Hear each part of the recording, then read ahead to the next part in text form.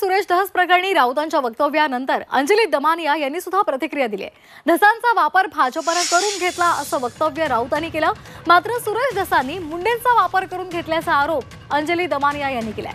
हा मुद्दा उचलला की धनंजय मुंडेंसोबत तडजोड करता येईल असं धसांना वाटलं होतं आणि मिळून मिसळून लुटता येईल अशी त्यांची चाल होती असा आरोप दमानिया यांनी केलाय। धसांनी या प्रकरणाचा वापर केला।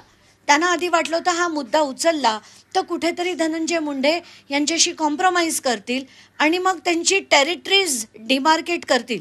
हा भाग बाबा तुझा, इथे तू जे लुटायचं काम करायचं ते तू लुटायचं, हा भाग माझा, इथे लुटायचं काम मीच करणार, हे डिमार्केशन त्यांना हवं होतं। इथली कॉन्ट्रॅक्ट्स आता माझी मला मिळणार, तुझी तुला मिळणार, सगळे हळूहळू मिळून मिसळून खाऊ, हे सगळं जे झालं होतं त्याच्यासाठीचा लढा होता। आणि याची कल्पना मी धनंजय देशमुखांना पहिल्या दिवशी दिली होती।